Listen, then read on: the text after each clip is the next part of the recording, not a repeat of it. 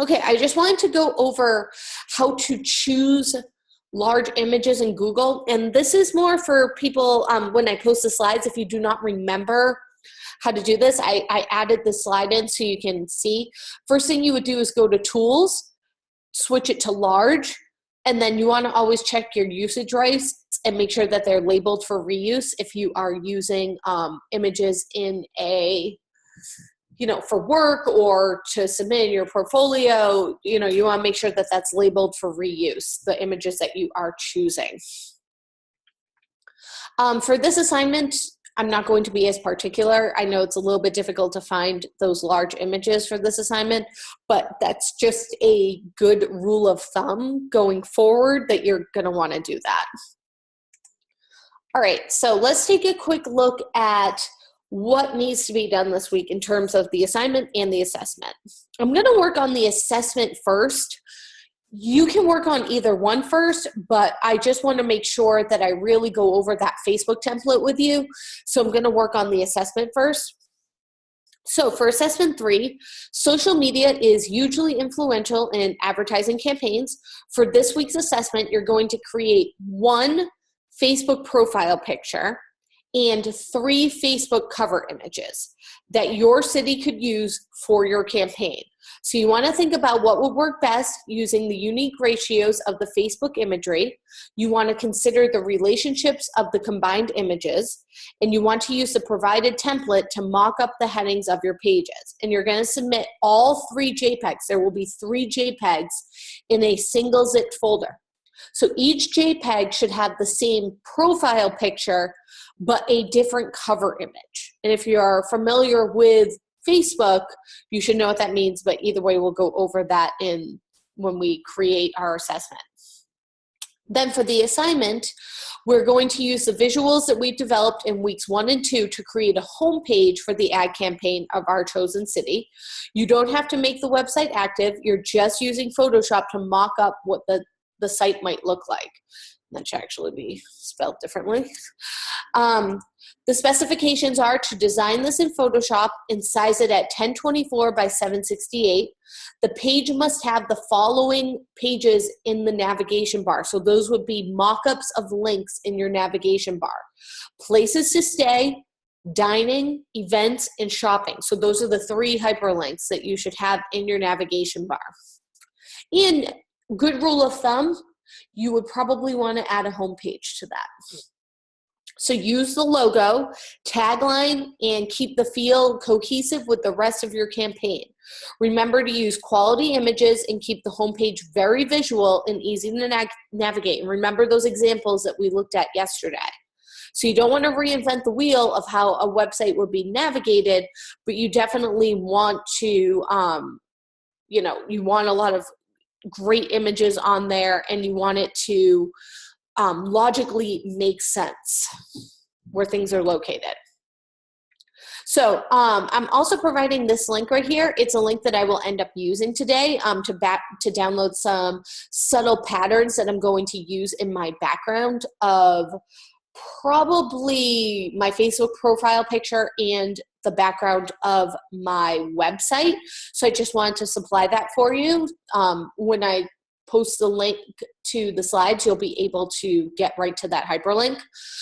It's to this website called Subtle Patterns.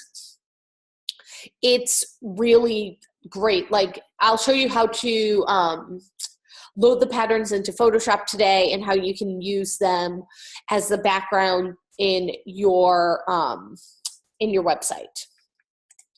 All right, so let's get started in Photoshop. Like I said, I'm going to work on the assessment first today. And the reason behind that is this template, if you're not used to using templates like this, it can be a little bit tricky. So let's just, hold on. Open up that template. So when you download it, again, make sure that you're making a folder for what week you're in. So we're in week 3, and a folder for your assessment and a folder for your assignment. So as you can see, I've downloaded the Facebook zip file, and I've unzipped it. And inside is this pitch stock Facebook brand page mockup.psd. That's a mouthful for sure. So that is what you were going to start with. So open that PSD file up. And the first thing that you should do is save it with the correct file naming convention. If you do not remember the correct naming convention for the files, you can refer back to the announcements. I had posted an announcement of how you needed to name everything. It was during week 1, so you're going to have to scroll down. There we go. And this is an assessment, so I'm going to copy this one.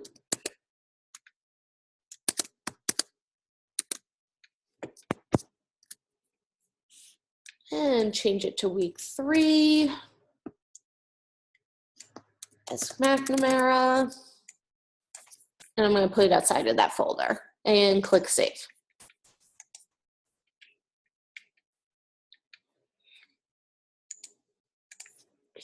Okay, so this is what I mean about this template being a little bit different.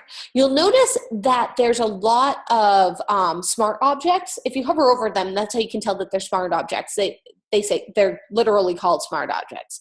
If you're not sure which layer is which, go to your move tool and you can right click and it will show you what the different layers are. So there's a lot of different layers here right in this particular section, but the top layer is this profile picture. Underneath it is the profile picture white border. So it goes in it literally goes in the layers, the level of layers that you're in.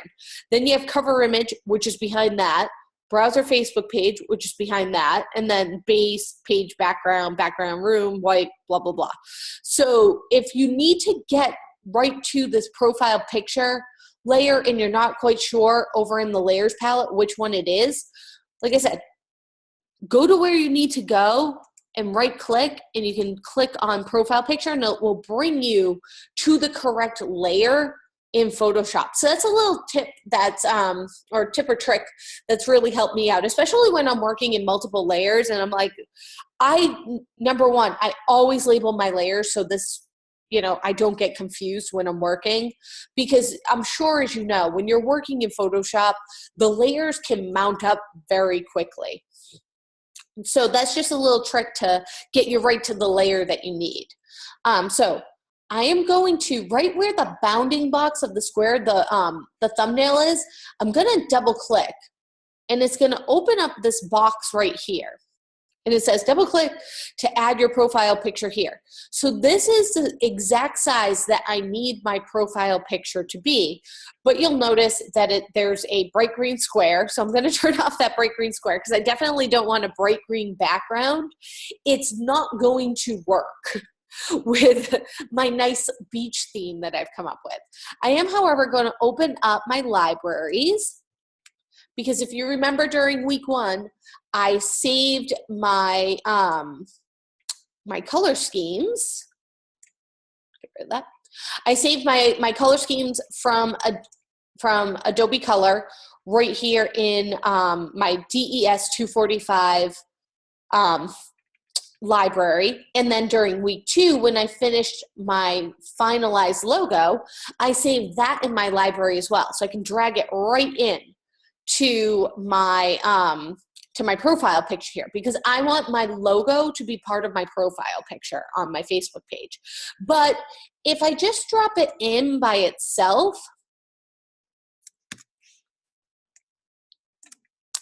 it's kind of boring, just all alone here.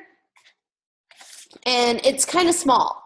So chances are good that that's going to be a very boring profile picture. And if you've been to Facebook and you've seen a page, you know that they put a lot of thought into their cover photos and into their profile pictures. So I want to add a little bit to my profile picture. So this is where that subtle backgrounds is going to come in. And I'm going to go navigate over to that link, and I'm actually going to use this one because it looks like seashells. And you can see there's, gosh, how many pages? 42 pages of different backgrounds that you can look at. And they're, you know, there's pretty much, they're very subtle. That's the best thing. Although that one might work too. But I'm going to go with the first one. It kind of reminds me of seashells in a way. I know it's not really seashells, but, you know, it's kind of got a good vibe to it. This one right here, like kind of shell-esque or waves. All right, that works. So I'm just going to click the download button. And I'll bring it over into my assessments folder. I want to make sure that everything stays together. And I'm going to double click and unzip that. I'm going to create an images folder. I'm going to put it right in. So all of my images are together. I'm going to move that Facebook template in here. And I always want to keep the original template. So if I screw something up, that's why I did my save as immediately. So if I screw something up with that template, I can kind of go back to that original template and double check and see what I did wrong. So it's kind of a good, it's a good system. All right, so I'm going to open that up in Photoshop. And you'll notice, it might be a little bit hard to see, that there are all these waves, but it's not, the waves aren't as big as they are here. And it's only a square. So how is that going to become my background? What I need to do is I actually need to define this as a pattern first. And I'm gonna do a little bit of photoshopping to it before I do that. I wanna change the background to kind of the sand color that I have in my library. So I'm gonna make sure I'm clicked on the layer. I'm gonna go to this FX button down here. And I'm going to go to color overlay. Oops. I'm going to click on that color. Come on. There we go. Okay, and I'm going to bring the opacity down. Maybe even try multiply. Maybe 30%. So it's more of a little bit of a sandy color. There we go. I'll hit OK. But it's still nice and subtle. So it's not going to be overpowering behind my logo. Then once I've gotten it photoshopped in the color I want it to be and I've added my little effect, what I'm going to do is I am going to go up into Edit, Define Pattern. And it's going to name it whatever the file name is. And you can just leave it the file name. That's what I normally do. I just leave it the file name. And I'm going to hit OK. Now this is a defined pattern, which means that it's going to multiply. And as it multiplies, let me make a really big one so you can see. 22 by 6. That's great. We'll just go with that. If I go into Edit, Fill, and change it to Pattern, where it says custom patterns, I can click on the box right there and go find that pattern I just made, the second one down here. You can tell I use it a lot. And normal, opacity 100, click OK. Let me zoom really in. So you can see how it patterns itself all over that background, and it's a seamless pattern. So you don't actually have to make a seamless pattern. They're already made for you if you download one of those subtle patterns. So I'm going to add this to the background of my logo. So I'm going to name this layer background, and I'll name this artwork one. I'm going to name it logo. I should actually rename it right in here. Westport logo. There we go. So now when I drag it in, it'll be named Westport logo in my layer. So I'm going to go back to that background layer. I'm going to do the same thing I just did. I'm going to go to Edit, Fill, Pattern. It usually defaults to foreground color. Pattern. I'm going to select the custom pattern I made. I'm going to leave it at 100. Blend mode is normal. I'm going to say okay. And there it is. So I've got like kind of this, you know, wave pattern going on behind my logo, which is good. And it makes my logo stand out a bit. I could even check out like maybe adding this wave to the bottom right here. Maybe bring this down here a bit. Or rename this wave so the same thing happens. There we go. I'm gonna grab both of these. And I'm going to just skew this, so I'm gonna hit Command T. Drag it down a little.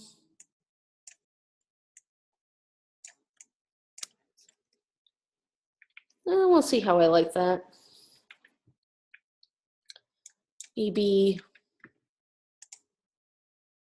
add the wave to that too. I'm gonna do something crazy right here.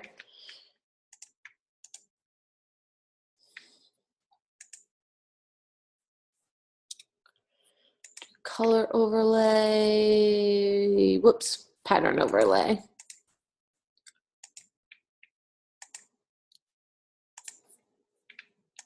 I made a blue one, so I'm gonna actually add the blue one right there.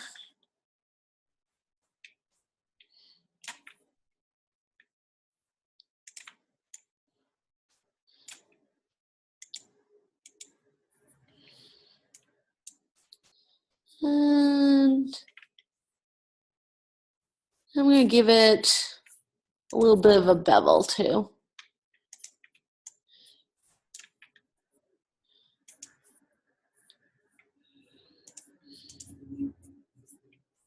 Just a little bit of a subtle bevel. There we go. So that stands out a little bit, you know, from being just a square with my logo in it.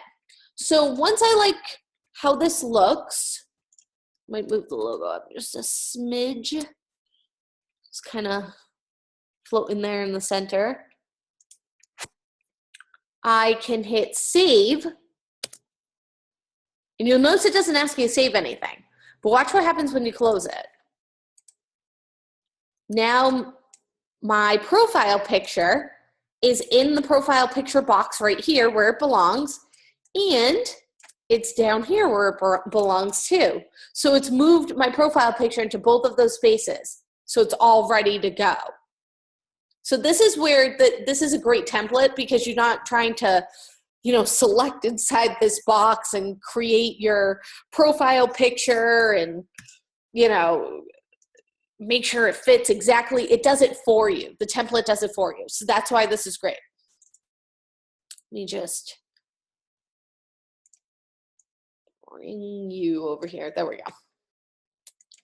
All right, so the next thing I'm going to change is I want to work with my cover photo. And remember, you need to make 3 cover photos. So your 3 cover photos should each have, you know, your headline, your tagline that you've come up with to advertise, you know, the tourism in your area. So you want to think through what, you know, kind of along the same lines of what you use for your billboard, because it's going to be a cohesive theme. You want everything to kind of go together. So when people see your billboard and they log into your Facebook page, it looks like they're in the right place. You know what I mean? So again, I'm going to right click and go to cover image. So I know I'm on the right layer. I'm going to double click again. It's going to bring up yet another green box that I'm going to turn off. And you can see it says profile pic occupies this area. You want to turn this layer on. It's not going to default on for you, but you definitely want to turn that layer on. So that way when you're adding your text, you're aware of where it's going to fall with that profile picture. So you're not putting something really important back here. And you can turn off the green background. Now this is where you need to start downloading those images again. So as you can see in Google, and if you refer back, this is a screenshot I took, so you can see, you need to go to images, change it to large, and make sure your usage rights are labeled for reuse. And that's all under the tools setting. So I've already done this. And I picked before we got here, so I would be ready to go, 3 images I'm going to use that I think will work. So I'm going to do save image as, go into my assessments, into my images folder, and I'm going to name it Westport 1,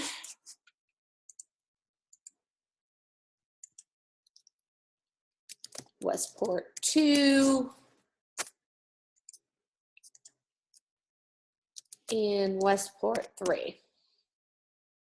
Let's get all those images there.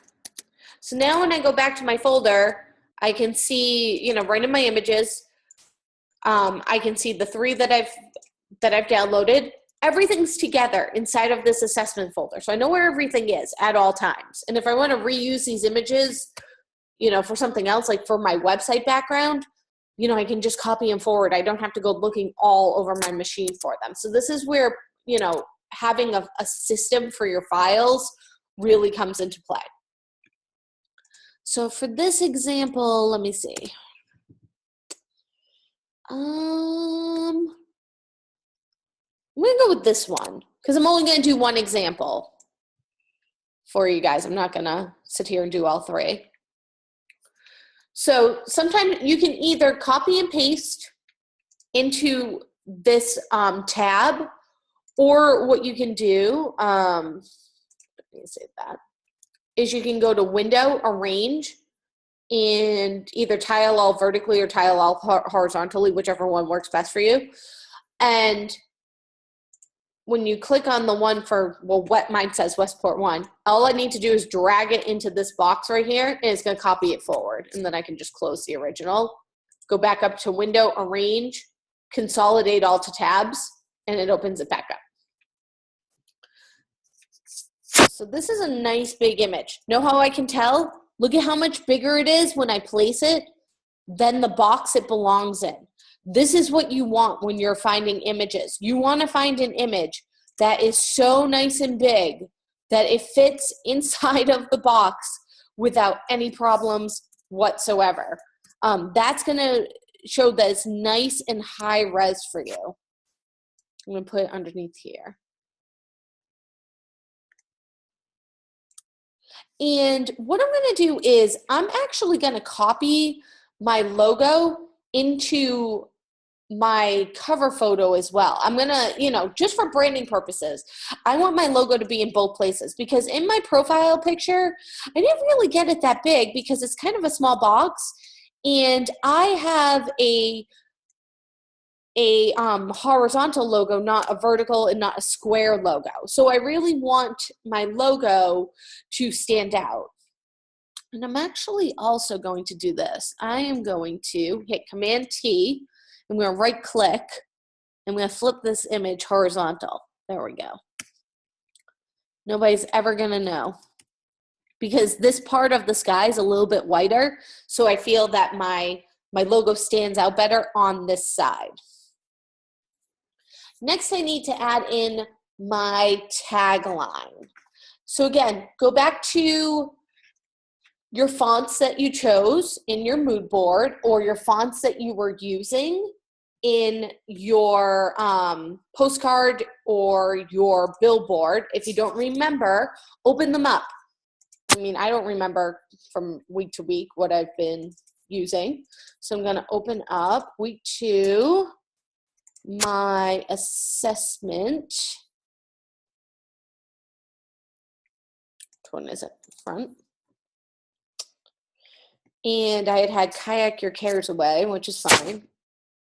Oh, whoops, that's a JPEG. Make sure you're opening up the file.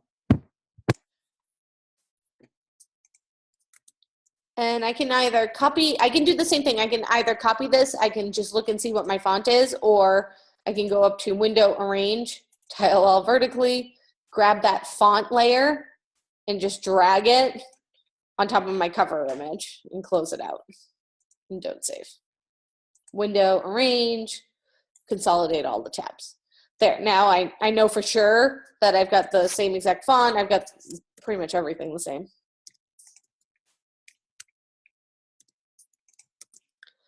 And I'll just close up. And if this font doesn't work, you know, you're like, it's just not the right feel, then find what works for you. You know, I mean, you don't have to use the same exact font. And I'm definitely not going to use the same exact tagline because this makes no sense. Kayak your cares away. There's nobody kayaking in this image. I'm actually going to say, come and see Westport.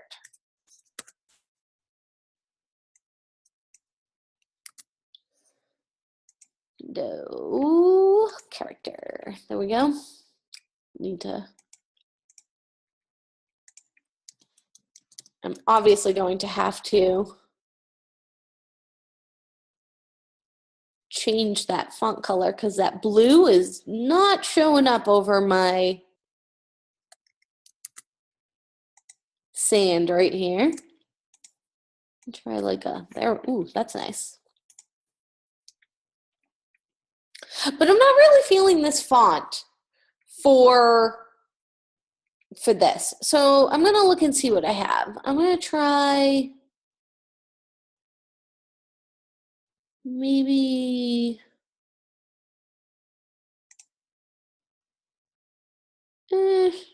not completely sold on that. That one's a little bit better. Oops. Zoom in a little. But I need to change. I want the font to connect. So again, this is where I gotta kind of adjust. I want that O. Let me zoom in. I want that O to connect with the M, just because it looks a little bit better. And I want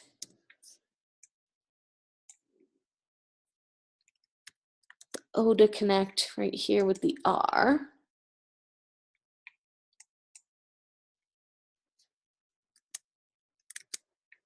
But I want to move the T a little bit farther away. And I'm going to make the word sea bigger than the rest because it's the ocean. And I'm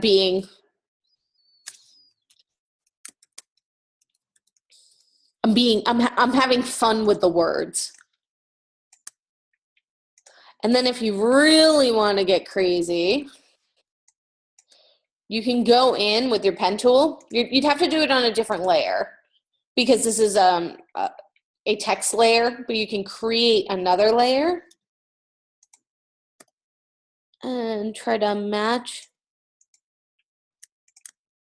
Just go in and try to, oops, way big eraser. Connect those couple of letters that might need to be connected. Right here.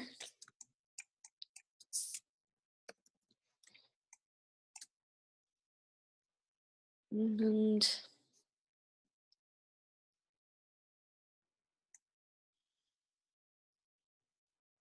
there.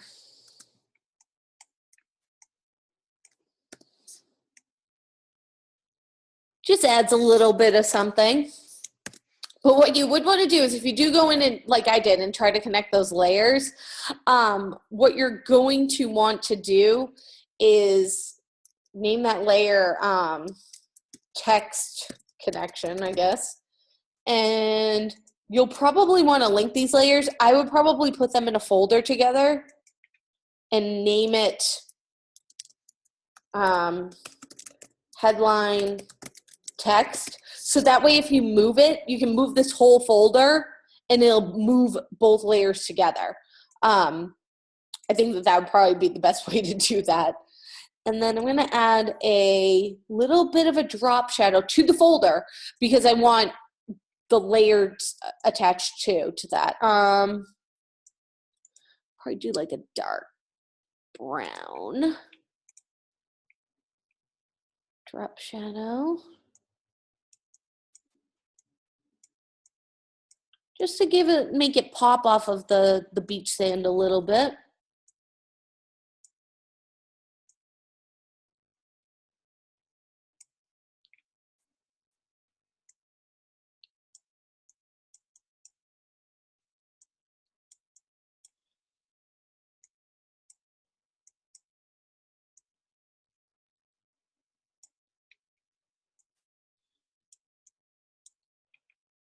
There we go. Hit OK. And I have come and see Westport. Got the logo, got my image.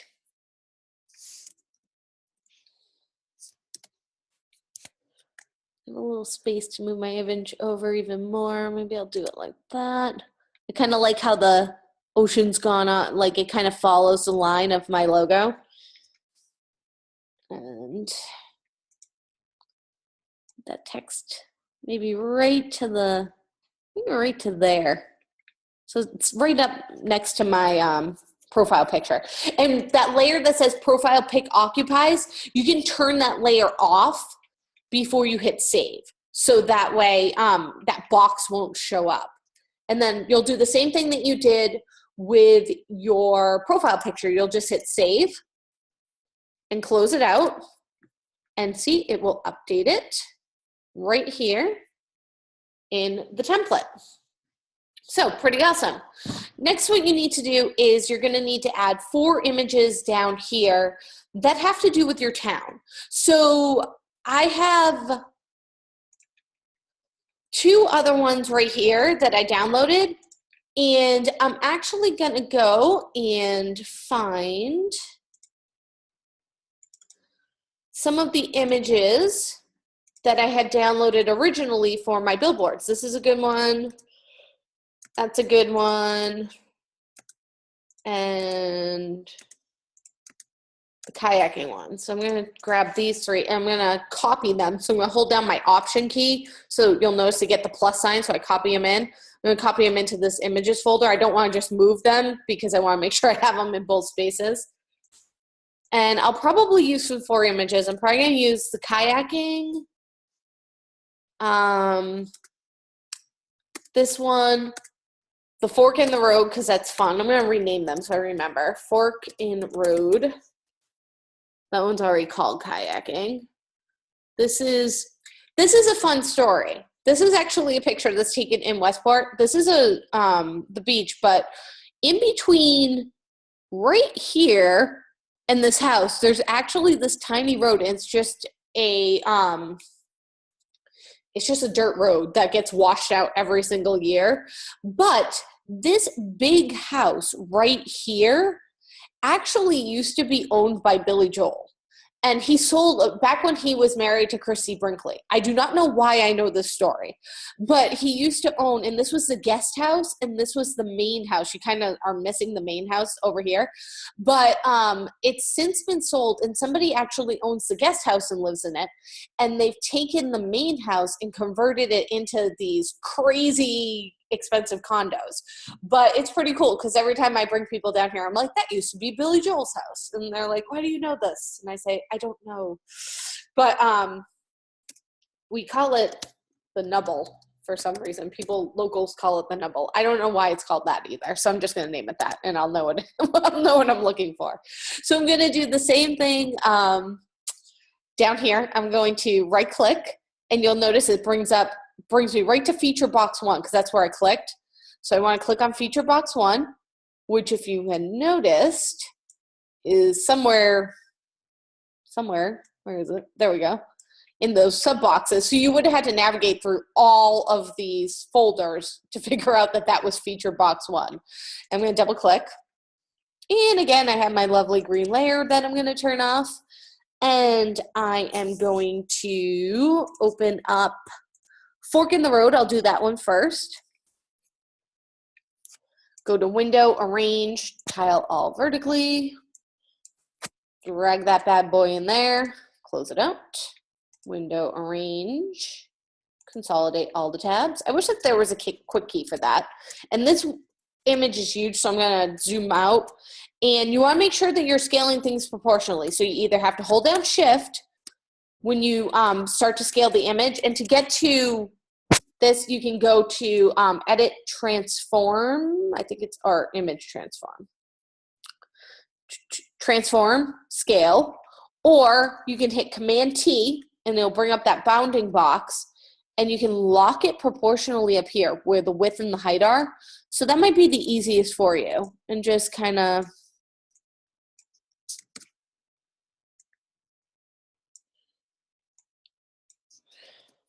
and then hit enter. And if you hit Command 1, it shows you the size it is. And that's why it looks so low res. When I zoom in, it looks low res because it's actually this size and it is high res. And I'm just going to hit save. And it's going to populate that box right there. And I'll right click on this one and it'll bring me right to feature box 2. And I'm going to do the same thing. I'm going to turn off that green box. I'll make a new layer. Next one's going to be, I'll do the nubble next. Window, tile all vertically. Drag that bad boy in there. Window, consolidate all the tabs. And my Command T, gonna lock those width and height. And scale this one down. And you wanna make sure that you're staying within, see how it starts to go to the marquee? So maybe be like a little bit outside so you know that it's definitely gonna fit within that bounding box, and then hit enter. And save. And close. That one's right there. Do the third one. Turn off my green box. Make a new layer. Yada, yada, yada. I'm going to do the kayaking one this time. Range. Drag it in. Close it out. Oop, forgot to close that one. Range, consolidate all the tabs. Again, Command T.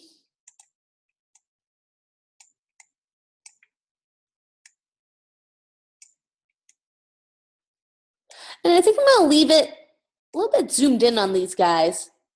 Because I think if I zoom all the way out on this one, you're really gonna, that box is so small, you're gonna miss that they're kayaking. So I'm gonna leave it a little bit zoomed in on them. Hit save. Close it out. There they are. I'm going to save this too.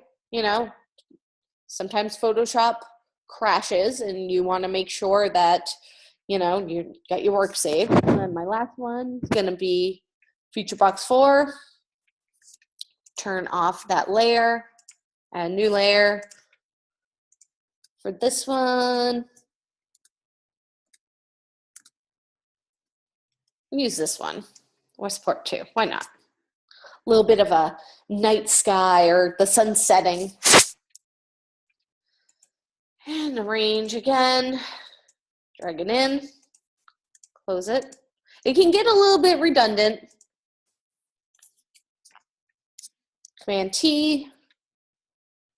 Lock my layer, or lock my width and height.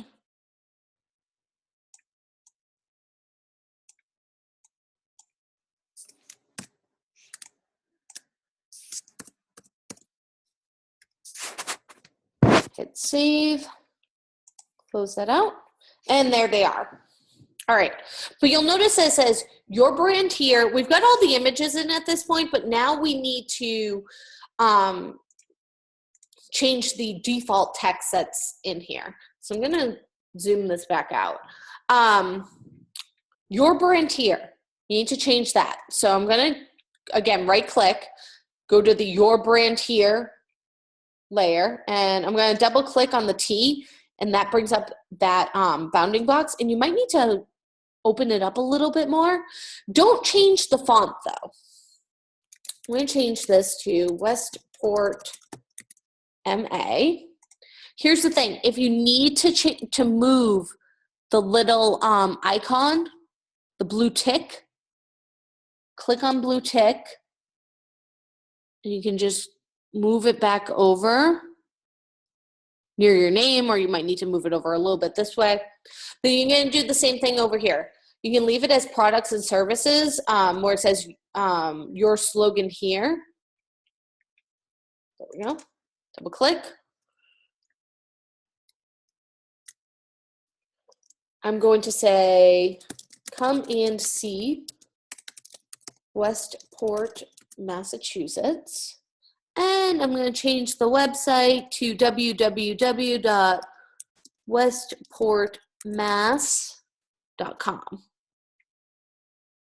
And click off. And right here it says your brand. Posted a photo 10 minutes ago, so I'm going to change your brand. Just the word your brand. I'm going to leave the rest of the text there to Westport, Mass, because that's the name of my brand. Posted a photo 10 minutes ago. Click off. I can't remember if you can change, oh, you can change your page. There we go.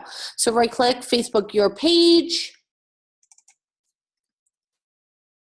I'm going to name it Westport, Mass.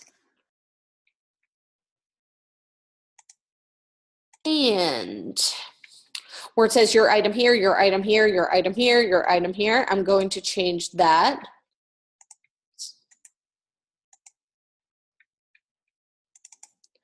to fork in the road. And they're all kind of in order over here, so I can just kind of keep going. The Nubble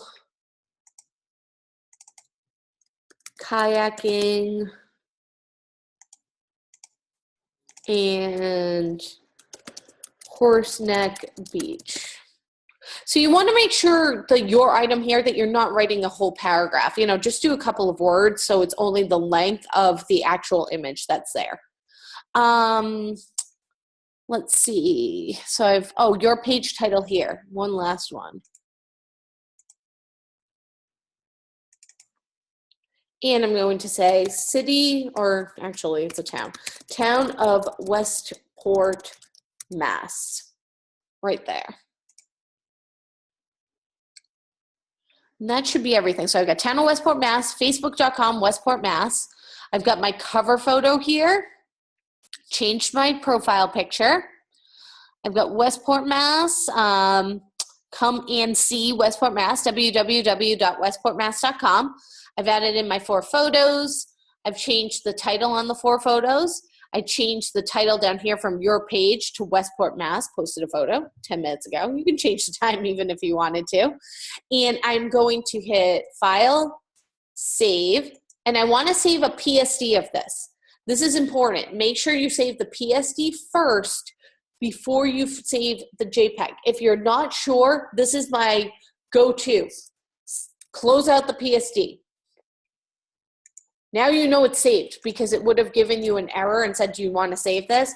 Open the PSD back up and do a File, Save As, JPEG. Save. And okay. And close. And what you might want to do is in your JPEG, you might want to name it Week 3 Assessment 1, because you need to make 3 of these. So you can name them 1, 2, and 3 in the JPEGs and in the PSD files. So all you will do going forward for the next 2 are you're just going to change the cover image. So you'll go in, make a new cover image, save it, do a File, Save As, number 2, close it, open it back up, File, Save As, JPEG number 2, close it, make your 3rd one with the cover image, save that as number 3, open it back up, save it as JPEG number 3. Then all the rest of this can stay the same. Down here can stay the same.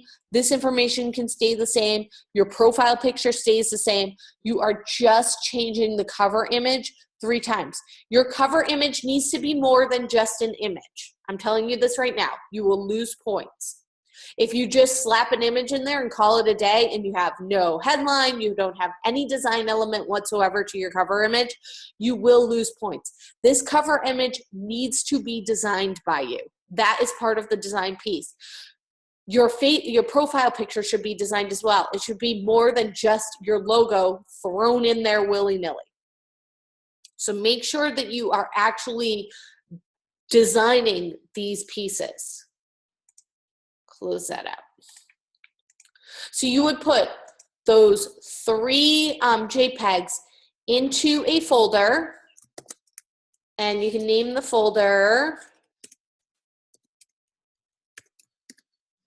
Week 3 Assessment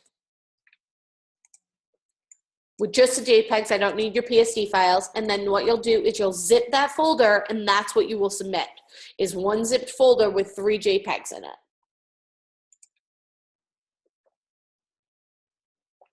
All right, so let's move on to making our website. Into the assignments, you can see I have an assignments folder made, and I'm going to do the same thing. I'm going to make an images folder, and there's a good chance that I'm going to use some of the same images that I've already downloaded. So I'm going to go, they're probably going to be the ones that I downloaded for the assessment. So let me open up my assessments images. Probably be one of these 3 because they're nice and big. Copy them over. There we go. And I need to go back and I need to look and see what my specifications are for my assignment, what the size needs to be, because you want to make sure you get that size correct. So it needs to be 1024 by 768. And again, you need to have at least these 4 navigation links, but you might want to also make a home page, you know, one that says home, so people know how to get back to your home page. It's just good practice going forward. All right, so 1024 by 768. So I'm going to do a new file. It can be web. They do have a 1024 by 768. There you go. So you can do web minimum, 1024 by 768, or you can just manually type this in. And it's okay if it's 72 DPI because we're creating this for the web. And you can either have a white background, a colored background, or transparent background. I like to work on a transparent background. That's just me. I mean, you can leave it at the default of a white background. I just personally like to work on a transparent background. And then as a caveat to that, I like to then create a layer that is a white background. Don't ask me why. It's just one of those little quirks that I like to do, how I like to do things. So if you're wondering and you're like, that is really weird, why would you do that? That is why. I'm going to name this website Westport. There we go. And layer 1 is going to be my white background. Again, make sure you're naming these layers. And I'm going to do an edit fill white. Okay. And you'll notice that everything's in this folder. This is a good thing. Know why? If you were going to make subsequent pages, that's what these plus signs are for. You can make pages off of the pages. You only need to make 1 page this time, but you know, it's pretty cool that this is how Photoshop sets this up now. So it puts together a workflow for you, which is really nice. And you're gonna wanna save it right off the bat. So go back into that announcement.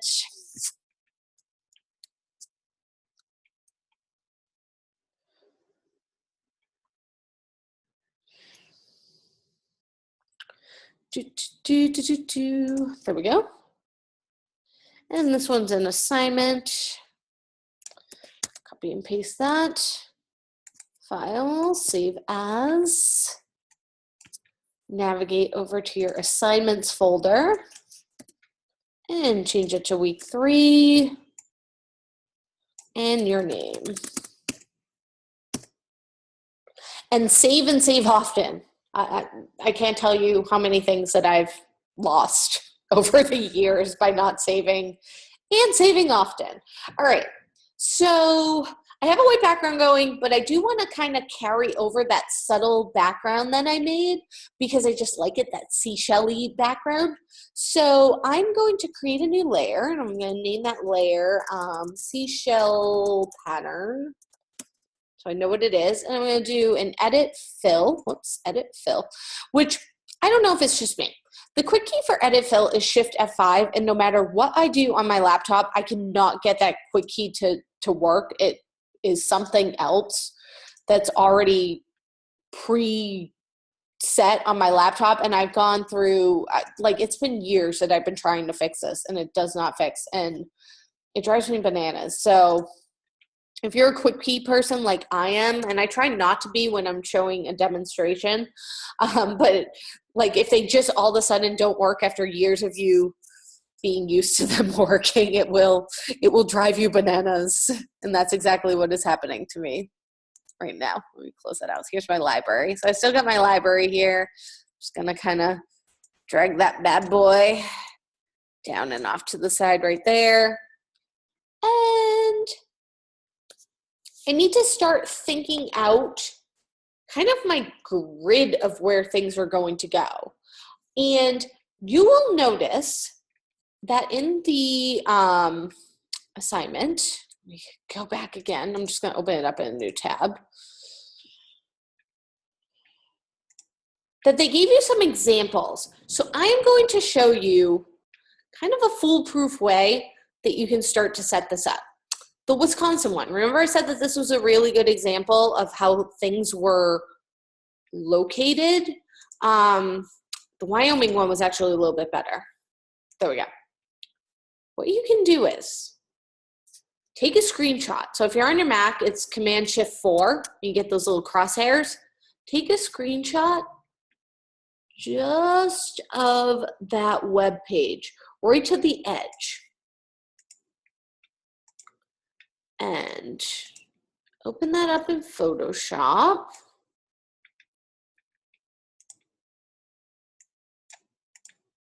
We're gonna do the same thing, tile all vertically. And just kind of drag it in to your page. And do a Command-T. Again, make sure it's proportional. And kind of start to close it. Your page. Oh.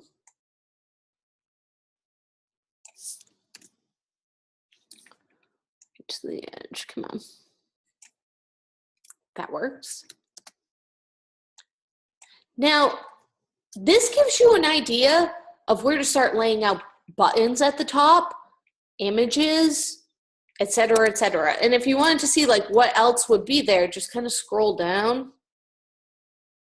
And you can even take a screenshot of the next row. Just like this. And that gives you something to work with if this is new to you and you've never laid out a web page before.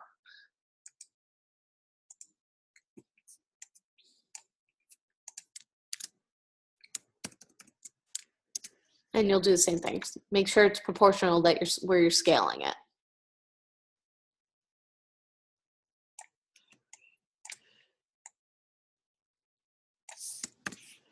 It's okay that it doesn't exactly fit. This kind of gives you an idea of where the fold is with things. So you can choose to do this if you want, and then you can start to drop some, some rulers, and, you have your header bar right here. You have, this big image is known as your hero image. So you can kind of drop that, and then you can see where maybe you should start to have some text, headline size, and then a good width for your body, because you don't want text, if you notice, let's go back to that page. The text doesn't run from one end of the page to the other. That would be really difficult to read. A good rule of thumb for length of text is no more than 2 alphabets across. So that's how many layers, that's how many layers.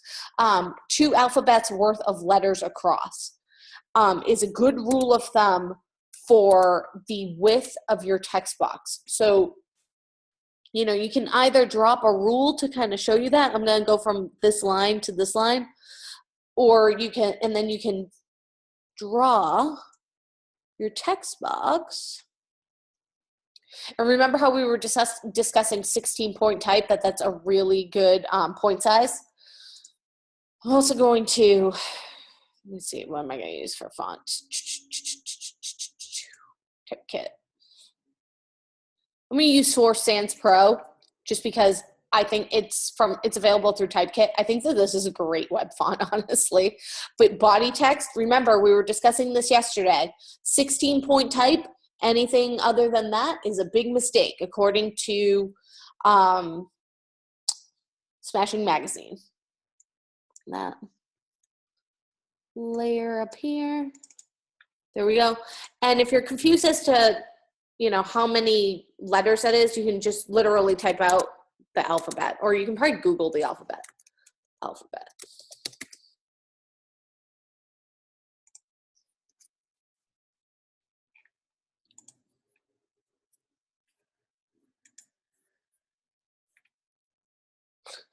just want the alphabet layers. I could probably have typed them.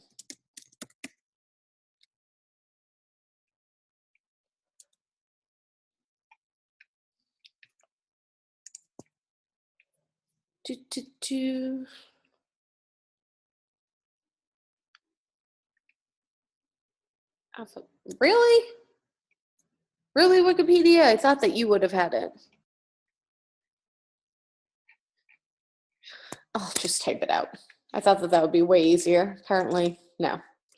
So A, B, C, D, E, F, G, H, I, J, K, L, M, N, O, P, Q, R, S, T, U, V, W, X, Y, Z.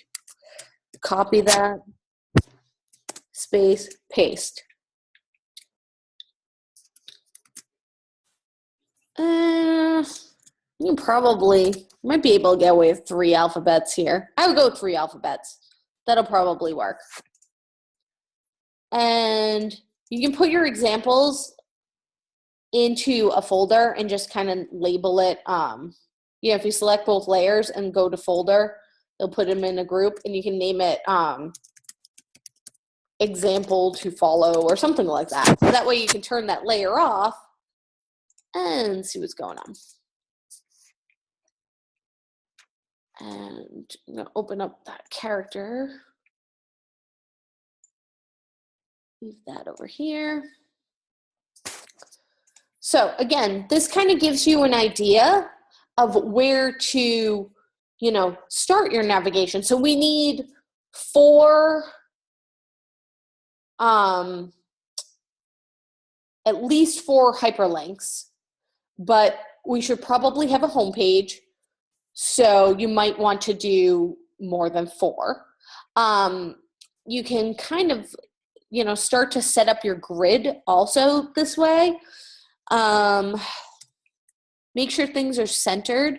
So this is how I like to center things. I know it seems like a little bit crazy, but see how I drew my guide here based off of the screenshot? I don't know if that's exact. So what I've drawn is I've drawn a marquee, and I'm going to, start to move it up against the other edge, and I'm pretty spot on.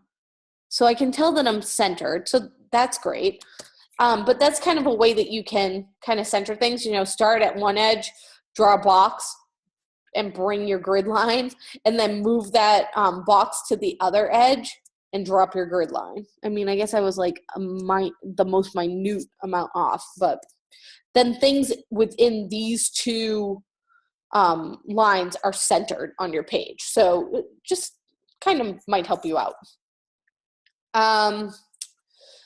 All right, so I'm going to do a top bar, kind of like how they have, because I like this example. So I'm going to make a new layer, and I'm going to name it my header bar, colored, so that way I know what I'm doing, basically. I'm going to pick that sand color, and I'm going to run it the full length across. I'm going to hit edit, fill, foreground color. Okay. And if I get, I want to get that in there, but I might also need to still follow this. So I'm just going to turn that off for a minute, so that way I can kind of see what I'm doing. In my library, I'm going to grab my logo, because I need to have my logo to the page. I'm going to move it make sure it's above my header bar. And it's going to be a bit bigger than this logo, but that's okay, because I'm only doing 4 links, so I can make it a little bit bigger. Stand out. There we go. I'm going to turn that bar on again. I want to make sure that they're centered vertically. There. I'll turn that off. Then I'll add my first link. My first link is going to be for the home page. I know it doesn't tell you to do that, but I think it's a really good thing to do, is to make sure that you have a home page. And I'm going to drop a guide right at the bottom of Massachusetts. And I want my text to lay up against the bottom of this line, so they're going to be vertically aligned at the bottom, my links, with the bottom of my logo. And I'm probably going to make my links a little bit bigger, but maybe 24 point type. Probably make them bold as well. And maybe dark blue. All right.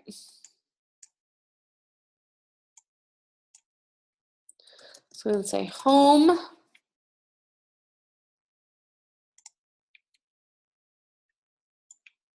Make a copy of that. Now the next one that I need to do is, places to stay.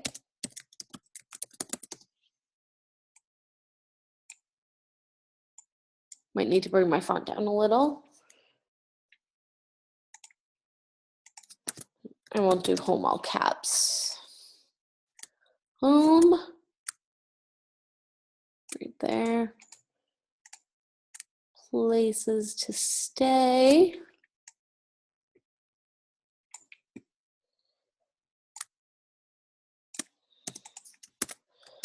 Dining.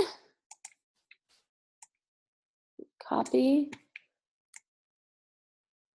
Oops. There we go. Events.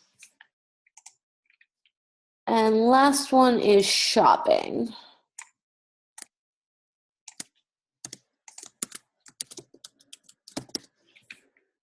All right, I'm going to turn on my bar again. And the font size is a little bit big, so I'll probably bring it down to like 18. Let's see. Yeah.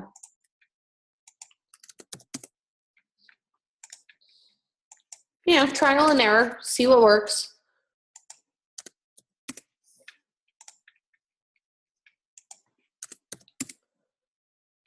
All right.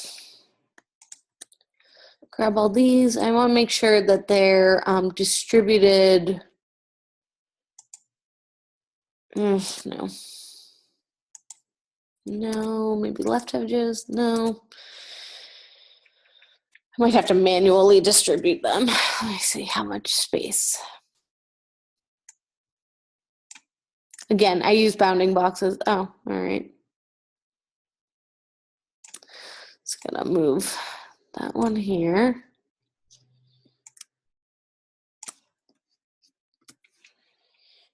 Bring places to stay over.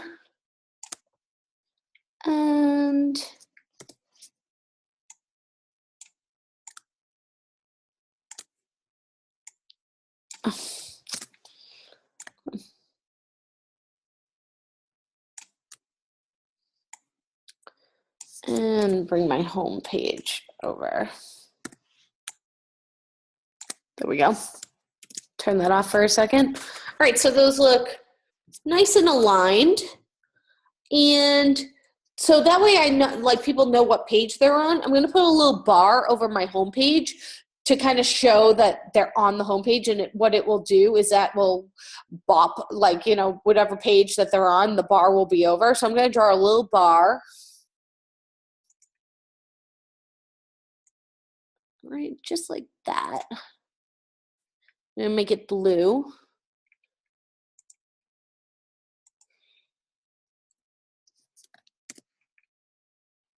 So that way they know they're at the home page. And I'm going to grab, I'm going to call it nav bar. I'm going to grab home, nav bar, all of my navigation, in my layers, and I'm going to, again, group them. So I'm going to create a new group by clicking on that folder icon, and I'm going to name this navigation. So this kind of just starts to clean up, you know, my whole header area, or just my web page in general. I don't have 8 million different layers showing because I can kind of start to group things together. I'm going to turn off the header bar again. I think I might do what they did, do a little search icon. So if you go over to Google and do search icon, you can grab one right from Google. Literally say copy image.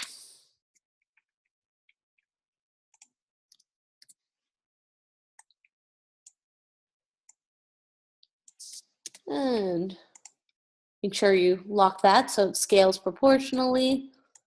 And even though it's gray, you can change it to whatever color you want.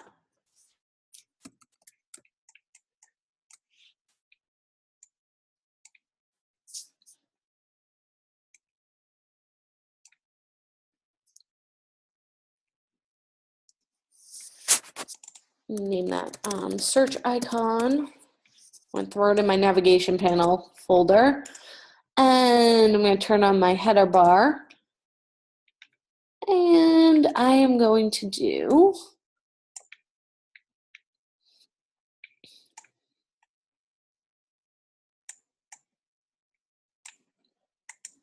a color overlay. Blue. 100% normal. And I'm also going to stroke it, whoops, by 1 point just to make it a little bit bolder and make sure it's the same color, because otherwise that'll look crazy. Outside, color normal. All right, I'm going to just hit OK. I'm going to move it a little bit closer to shopping. It's not just like running off the page there. Turn my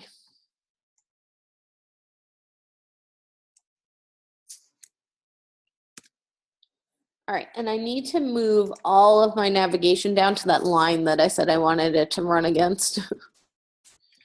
And you'll notice I have it lined up with the bottom of the letters, not the bottom of like the Y. All right, so I've got my whole header finished. I might bump up that search icon a little. There we go. All right.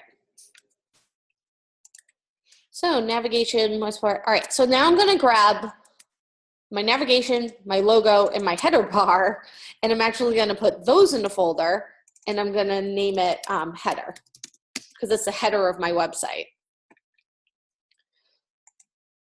I can turn off my example to follow.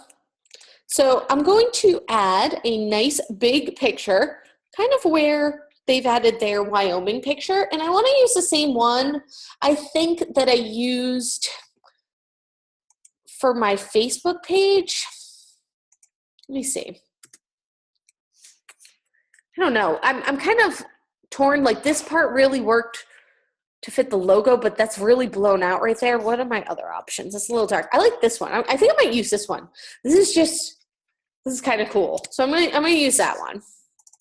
Open that up. Okay, I'm gonna do window arrange tile all vertically. I'm just gonna drop it in there, close it out.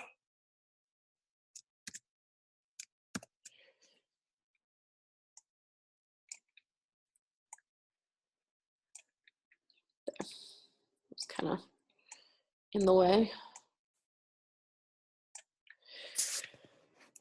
And bring that down. Scale it, make sure it's.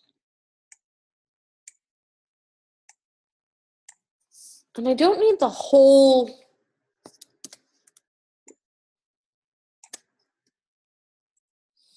image. So I'm gonna move it up a bit. So I want to be aware of where my header ends.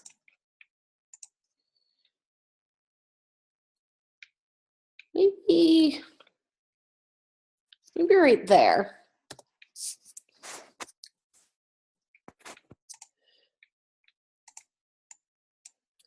Put my header right above that.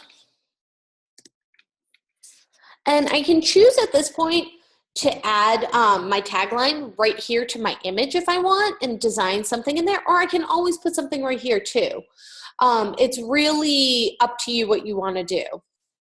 I think I might add my tagline down here. And yeah, I'm probably going to do that. I'm probably going to add my tagline down there. But I'm going to turn that layer off for now. And I'm really going to just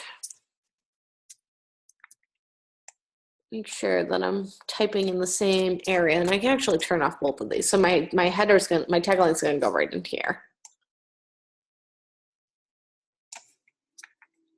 I'm going to continue using my Source Sans Pro. I'm just going to change it to black right here. I'm going to use the blue. And I'll center that. I'm going to say, come and see Westport, Massachusetts.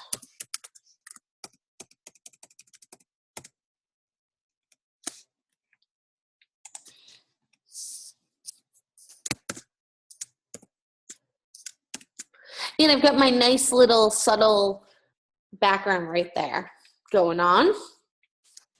And obviously my body copy is not centered underneath it technically, but body copy should be left justified. So what I'm going to do is for my body copy, I'm going to go over to the Westport, Mass actual website. I'm just going to copy and paste a little bit of information about the town.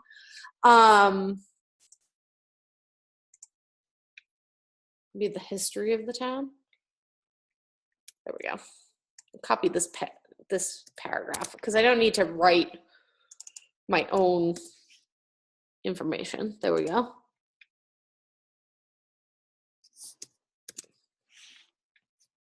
It's all starting to come together. Now, there's one thing that you might want to do, and you can kind of choose to put that. You might want to put it in the header. You might want to create a sidebar even, but you might want to choose to add some social media icons to your homepage because people, visit social media pages right from a homepage. So the way to do that is you need to look up the actual brand assets of each of those pages. And I have added a link in the announcements for you. I added it during week 1.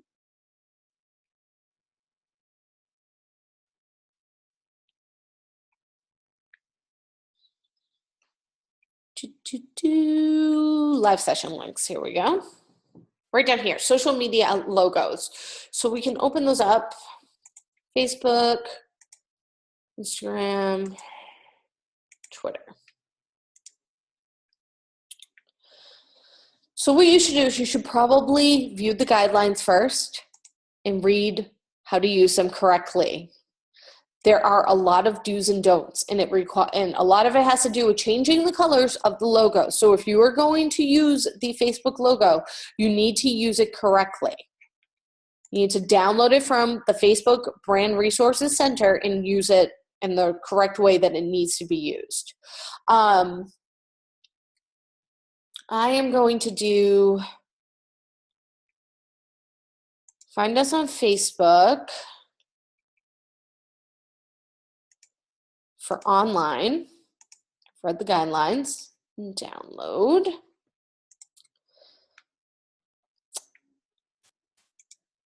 Assets.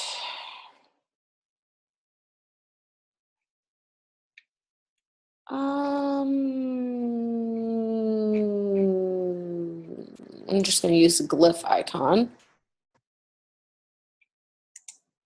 Online. Download. And Twitter. Let me see what color I need. Probably just going to do this one.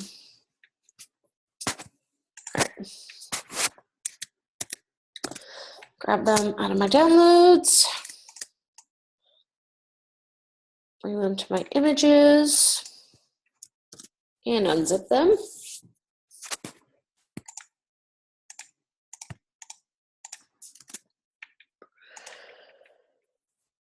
And you can just use the PNG file. You'll notice there's all different sizes, so figure out which size works for you. I'm gonna try the 144 and see how that is.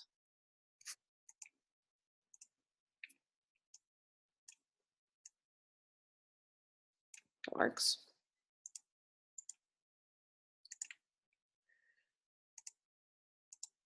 Next, use the colorful one. I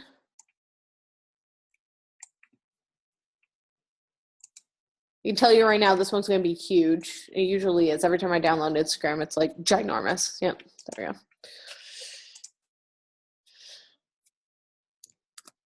Hold on.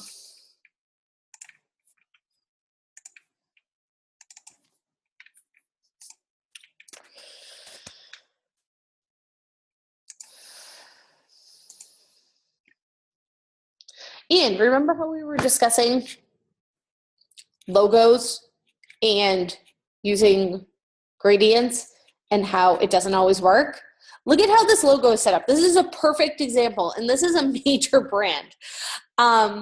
When you download the logos, the brand assets for them, you can only download a vector version of the black one because there was no way for them to make a colored version vector where that gradient was going to remain consistent. So they ended up having to build their logo in Photoshop, which means you can never use a colorized version of their logo larger than 5 inches by 5 inches at 300 dpi. So this is technically not a well done logo. This is why I'm telling you, don't use gradients in your logo. Look at how they had to set this up. They had to basically mask out the vector version around this gradient that they've created, and there's no way to make a high-res vector version of this colorized logo because that gradient would not scale and remain consistent.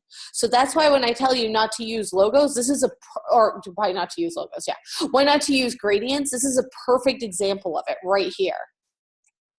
This mess of a new logo. Their old logo was not this much of a mess. See, you can see the clipping path that's on there. I mean, this is a nightmare. I'm surprised in a corporate environment that this logo flew. I'm not kidding you.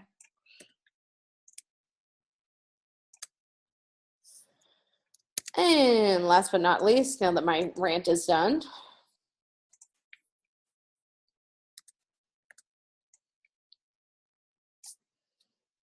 Twitter.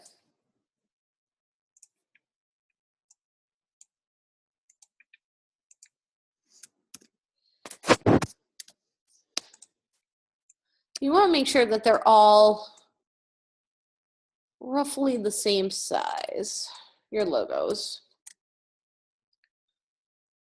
for your social media icons. I'm going to grab these three. All right, which one's which? Twitter, gradient. I know that this one's Instagram. And that makes this one Facebook. We grab these three. Put them in a folder, and I'm going to name it Social Media Icons. I'm probably going to put them,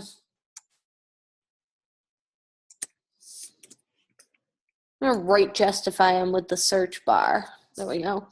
And I'm going to make them a bit smaller. I don't want them bigger than my actual navigation on my page. So give them a little space too. Come on, open.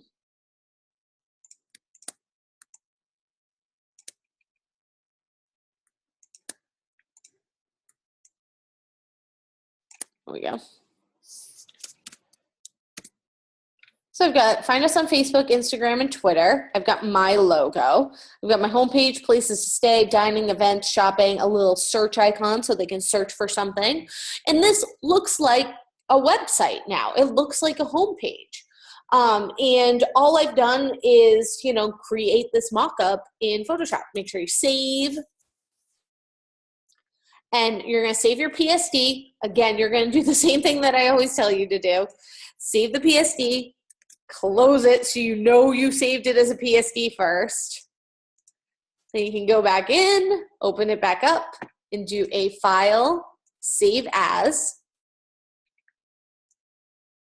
and save it as that JPEG that you need to submit.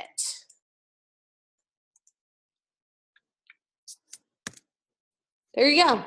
And you have a homepage. So I would, like I said, if you've, never mocked up a homepage before, no need to reinvent that wheel. Go in and take a screenshot of the Turkey one's not working, but I think Wyoming is probably one of the best ones to take that screenshot of. Wisconsin just has this extra bar up here with all these other things that you don't really need. But you can see where you can grab both sections, and that way you have a full page above the fold for your website. Again, make sure that you're using the brand assets if you are adding social media icons. And I would add the social media icons, especially the Facebook one. You've made a Facebook page, so you know that your brand definitely has a Facebook page.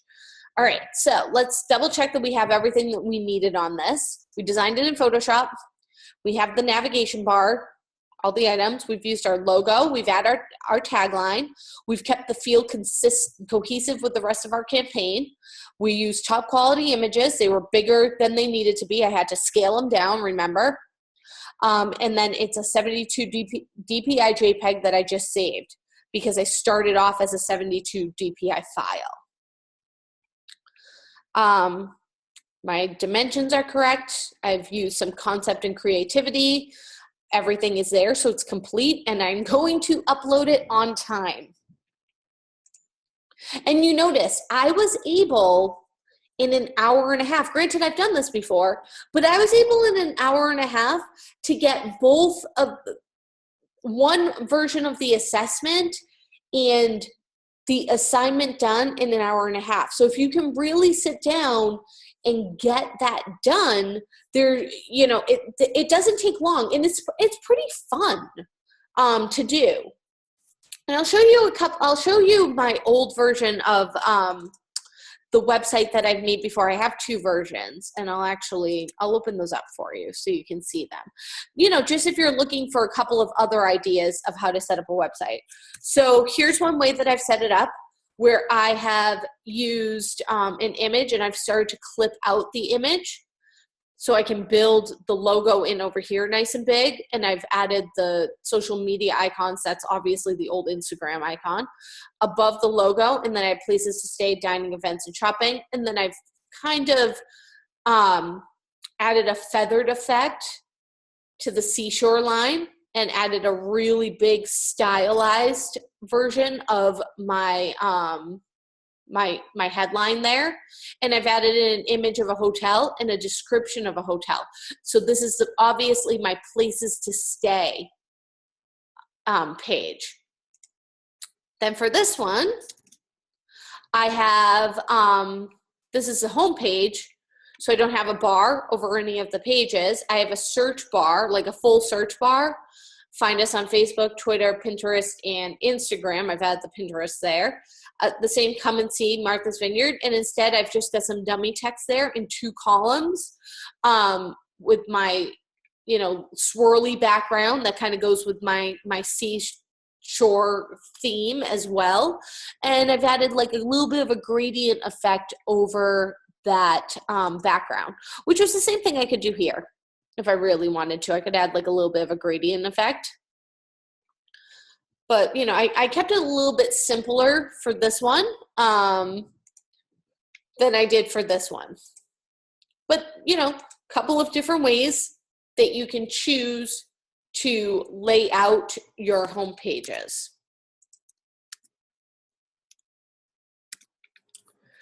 All right, I am going to get back in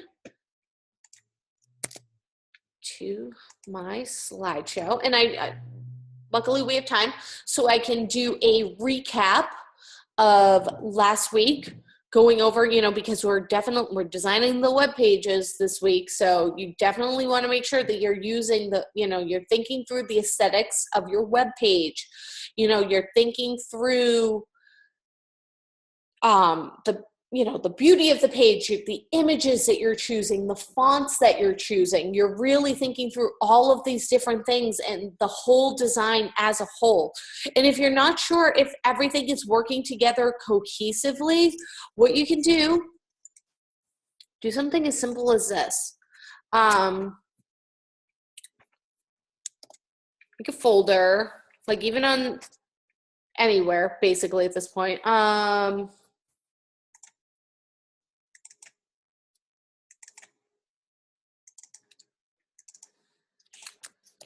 going to do side by side.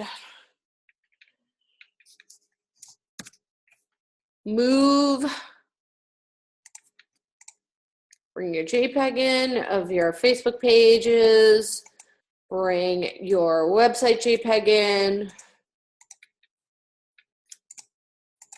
Bring your front and back of your postcard over. Bring your billboards over. And look at them all. Open them all up. That's the back, front, billboard, Facebook, homepage. So just kind of look at them side by side and say, it doesn't mean that all of your fonts need to be exactly the same, but there's kind of like a theme. There's definitely a color theme that you're following. It's a very seaside color theme. Some of the images are the same. They're throughout. You want it to feel like this is a cohesive campaign. What is the biggest thing that you'll notice though? I'm using this. You need to make sure that you're using that finalized logo that you picked on each and every submission. So it should be the same logo throughout. That's part of your branding. So that's part of like the aesthetic of everything, making sure that everything goes together. All right. So when we were talking about aesthetic yesterday, it is a set of principles concerned with the nature and appreciation of beauty, especially in art. Every design will have some kind of aesthetic. It definitely should have some kind of aesthetic. Whether or not you consciously create an aesthetic for a website, it will have one and people will see it and they will judge it based on the beauty they perceive in it. And they'll also judge it based on whether or not it makes sense to them. That things are where they should be located. Navigation makes sense. Even more, that aesthetic is going to be involved in the communication between site and viewer. You might as well take advantage of the opportunity. So an obvious question you might ask, though, is where should the aesthetic come from? Can it be from anything, or should it be unified with the rest of the design? In this case, it should really be unified with the rest of your design because we're creating a cohesive campaign here. You want to draw, not just with your images and your colors, but also with your headlines that you're creating. You're bringing tourists in. You're trying to bring tourists into your city. So what are you going to say that is going to make somebody visit your city as opposed to going somewhere else on their summer vacation? You're competing with everybody else in this class for those summer tourist dollars is how you need to think of this. So what is your marketing campaign to bring people in to your city? We also discussed, how to keep your viewer engaged. There should be a wow moment in the first 5 seconds that somebody goes to your website. So again, go back, open up your webpage and look. Are you wowed by it when you look at it? Are you like, wow, like that's a nice image. You know, it's nice and crisp and clean. The layout is nice. You know, obviously we can't have any animation in our mock-up, but you know, does it make sense? Is it nice and clean to look at? Is it, you know, do you like the colors that you've chose? These are all things that are part of your wow moment in those first 5 seconds. So we had looked at a couple of different websites yesterday, which I'll open back up again for you. I'll play this one first because it kind of, we looked at Ice and Sky and how the people come, you know, scrolling in. If you kind of scroll over them, they move just very, very subtly on the screen. See? You can click Discover, and each part of the website has these like very nice animations regarding what's going on. With this great music. Like, this is definitely a website that wows. And this is where all of the pieces come together. Then we looked at Feed Music, which has this like beautiful swirling water in the background. And as you scroll, the text starts to scroll with you. Like it's floating to the top. I still don't know what it's music. I was gonna say, I still don't know what this website does. I'm just always so enamored by the background in it, which is probably not a good thing, but digital mechanism of trust, Feed Music, technology, tech spotlight, why music. You know, just the way the navigation works is so great. And this is kind of that bar that I was talking about. So you know what page you're on. You're definitely on this page. You know, the scroll effects are amazing. Even when you go back and forth to the, you know, everything was just so thought out on this web page. Close all this stuff up. Then another way to keep your viewer engaged, don't copy. So I had shown you the example where, maybe I can bring it up. I don't know if they've changed their website. We'll have to see. Oh, they did. Maybe they knew that they were part of the people were calling them out. Although, what does, I probably can't even spell Louis Vuitton. Let's see if they changed it to also follow them. All right, so this is their new website. No, but it's definitely different now. This is actually freaky. I'm not gonna lie. I think that Sweaty Betty has a far better website now. It's not a knockoff at all. And this is really disturbing. so they actually win. But originally that's how they ended up on this list, was because they had copied and it was so blatant and it was such a bad ripoff that, you know, people noticed how bad of a ripoff that it was that they copied that site. So some other tips: incorporate social media into your site. You know, use the Twitter, Facebook, Instagram, maybe even Snapchat logos to direct users to your social media sites from your web page. Make the navigation easy and intuitive. You don't want users to have to think about how your navigation works. So you notice when I created my website, that navigation, the buttons, the placement of them makes sense. Don't, you know, reinvent the wheel with your navigation. Use video or other types of multimedia on your site, slideshows, animation, etc. And let's say that you wanted to do something like that. That can be done quite easily, actually. If you wanted to, let me go back into week 3. Add video, let's say, to your site, like maybe there's a video that plays.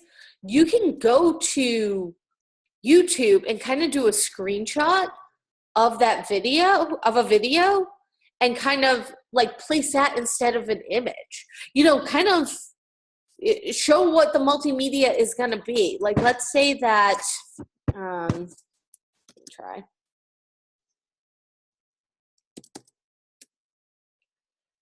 Um,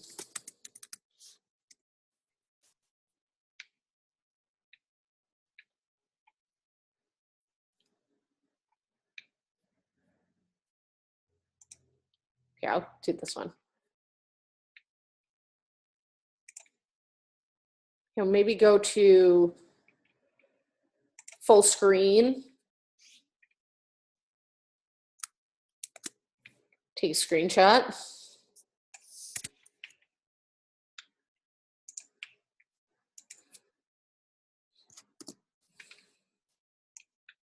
Bring that into Photoshop.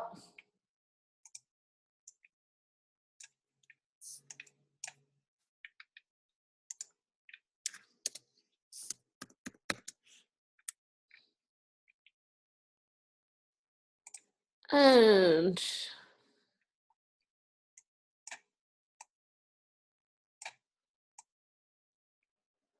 place it like in the middle or something. You can kind of show that, hey, all right, I've got a video that plays on my web page, move that out of that folder, obviously. Oh, that's why I can't see. I could turn this layer off, and that shows that there's going to be a video that plays when you load the home page. So a couple of different things that you can do. Maybe you can make a slideshow if you want to show what it looks like. You can Google jQuery slideshow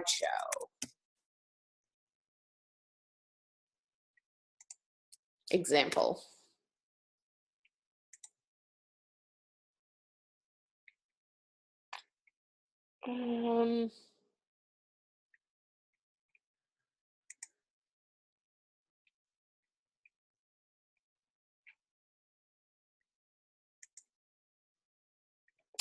Hold on, there's going to be a better image.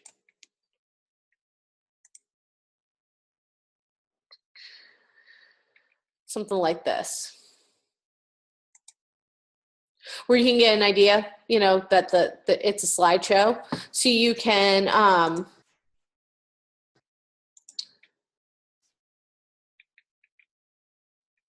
kind of take a screenshot of one of them and recreate it. You can create the box to show that there's a slideshow and add another image in the back over here and an image in the back over here. So if I wanted to create something like that, again, I can just kind of scale this photo down, center it on the page. I can then grab my other two photos.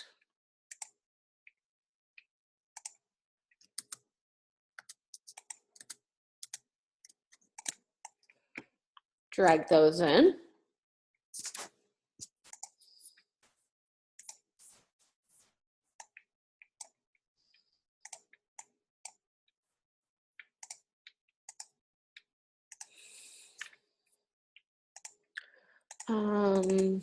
Top photo.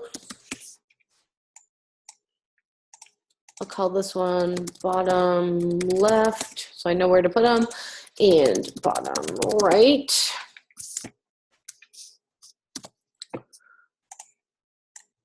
Make it just a bit smaller.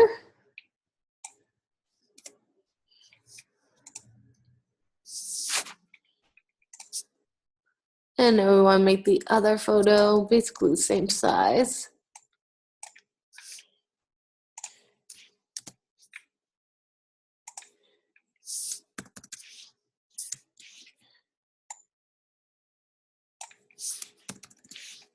Yeah.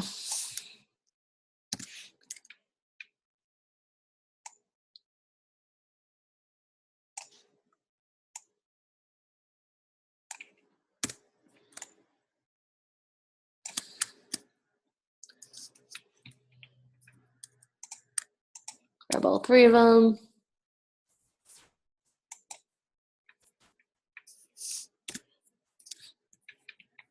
And you can just kind of make them darken.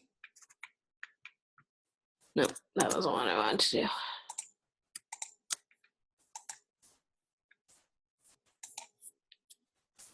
No. Oh, I know how to darken them. Do an effect, color overlay, black, 40%, maybe even more. Darken. And just copy and paste, hold down Option and drag that little FX onto the other bottom right one.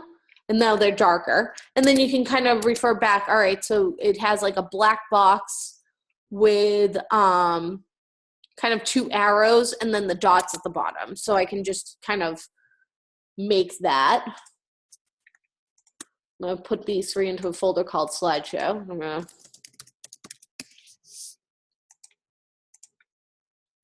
create a new layer. I'm going to say left arrow.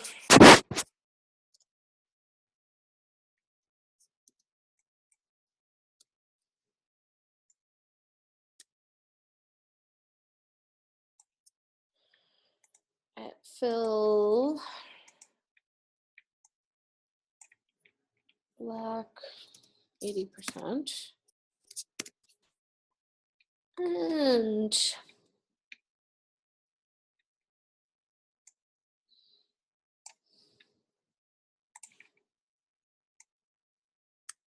oops, my pen tool. No fill.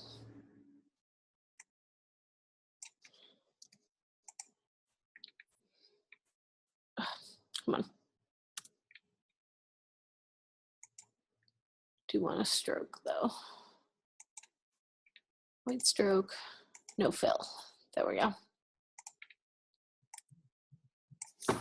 So you can kind of see how I'm kind of creating the arrow group. Arrow left, copy that. I'm going to right click on it. Whoops. I'm going to hit Command T and then we're going to right click on it. And I'm going to say flip horizontal. There we go. And now that is arrow right. And I'll move it all the way over here. And I could just do the dots down at the bottom, showing that there's multiple images. So now I've created a slideshow right there on my homepage instead of just one image. So there's really a lot of different things that you can do. You know, just kind of look to some examples and recreate them in Photoshop. You know, to you know, enhance the overall experience on your homepage. You know, and again, if you're stuck at some point when you're actually creating a homepage, you can always use a platform such as WordPress to help you out with your first homepage. And they have templates that are set up and they'll kind of show you, you know, all right, things need to go here, here, and here because we've been doing this. We know that this makes the most sense. Again, typography is super important on websites too. Don't make your viewer squint to read your ad copy. Use clean, neutral colors. The site will look more clean and professional. Think about the fold in your design. Again, right here is the fold. At the bottom of this is the fold. So this is what will show when a user first loads my page. So I want to think about what's going to show before they scroll down. Pay attention to the little details in your design. Limit your font and colors, have a good logo, and use professional photographs. That means use nice, high-res photographs like I showed you how to find. And then, again, this goes back to the fold. You know, here is a regular, you know, a desktop website versus the mobile version. But both versions, think about where the fold is and what's going on that you can click in before you get to the fold. Then we went over yesterday separate mobile websites versus responsive websites, and I gave you, you know, my preference, which is responsive. I think that responsive is the way to go these days. But I did show you a couple of examples using the 2012 election campaign and their different websites to kind of show the difference between the two. And we also talked about why do people bother, you know, making sure that their websites work on mobile phones, because there's so many people who access the web now just through a mobile device. And a mobile device can be your tablet, it can be your iPad, it can be your cell phone. You know, people even have smartwatches now that you can use. I mean, there's so many ways to get to the web. You know, out of the 311 million people in the US, about half of US adults own a smartphone, and that statistic is 5 years old. There's probably more now. And then on top of that, 28% of those people only access the web on that mobile device. So they don't even own a desktop anymore. What's more is that people are arriving to the web through more diverse channels than ever before. So I don't know if you've ever done this, but I sign up for Chipotle to get their coupons because I love Chipotle. And when they text you their coupons, they text you a hyperlink. So when you click on that link through the SMS text, it either opens up on your cell phone, and it brings you directly to their mobile device. So that is a channel that users are getting to a mobile device, a mobile website, through an SMS text.